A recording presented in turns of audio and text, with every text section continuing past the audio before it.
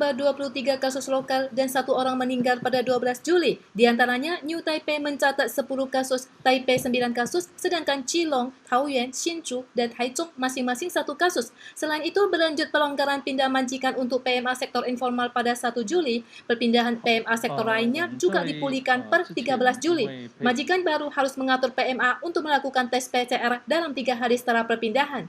Seorang pedagang di Pasar Yongli yang terletak di distrik Xinyi, Kota Taipei terdiagnosis. Mulai tanggal 11, pasar ditutup selama 3 hari untuk disinfeksi. Kepala lurah telah mencatat kontak dan pada tanggal 12 akan melaksanakan screening PCR. Pada distrik yang sama, dari tanggal 4 hingga 10 Juli telah terakumulasi 11 kasus terdiagnosis yang sebagian besar terjadi pada apartemen sewaan. Dari penyelidikan Pemkot Taipei ditemukan ada 3 keluarga yang terdiagnosis. Salah satu keluarga terdapat 3 orang terinfeksi dan 2 lainnya masing-masing 2 orang. Dengan total 7 orang terdiagnosis pada apartemen sewaan. Pada tanggal 11 malam, perusahaan farmasi Fosun mengumumkan penandatanganan kontrak penjualan vaksin dengan TSMC, Yayasan Foxconn, Yayasan Yonglin, dan Juerik Pharma, dan akan menjual total 10 juta dosis vaksin COVID-19 jenis asid ribonukleik atau mRNA kepada 4 pembeli tersebut.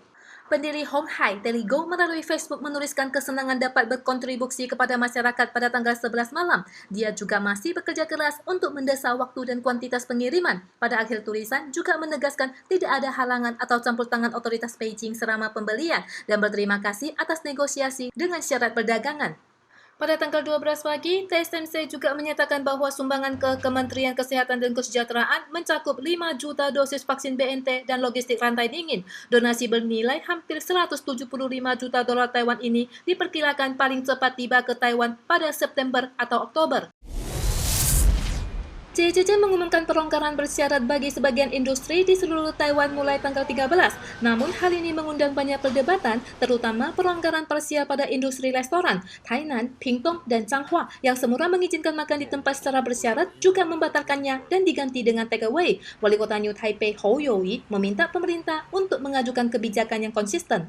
看到公布的内容又没有办法一致，里面又有矛盾跟冲突，让执行的县市没有办法做到。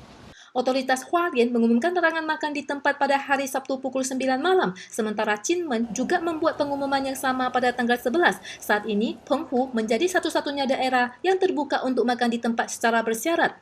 这个就像放台风假一样，每个地方有不一样的情况，各个地方政府就不同的地区、不同的时段。 中央指挥中心都有授权。 Komandan CCC Chen Shizhong berpendapat melalui penerapan konsensus nasional dan memberikan wewenang kepada pemerintah daerah untuk menentukan kebijakan lokal menjadi tanggung jawab bersama dan setiap keputusan harus dilaksanakan dengan penuh tanggung jawab. Perdana Menteri Su Tseng-chang juga memuji penerapan prokes yang ketat daerah meskipun telah diberikan pelonggaran pada perpanjangan masa kewaspadaan level 3. Tinggal seharian di rumah selama status waspada level 3 juga telah meningkatkan kasus KDRT. Statistik Kota Taipei menunjukkan jumlah kasus KDRT yang dilaporkan pada paruh pertama tahun ini mencapai 8.604 kasus, meningkat 4% dibanding tahun lalu. Kasus pada lansia meningkat 8%, meskipun kasus kekerasan pada anak menurun, tetapi Pusat Pencegahan KDRT Taipei mengatakan angka tersembunyi mungkin jauh lebih tinggi lagi.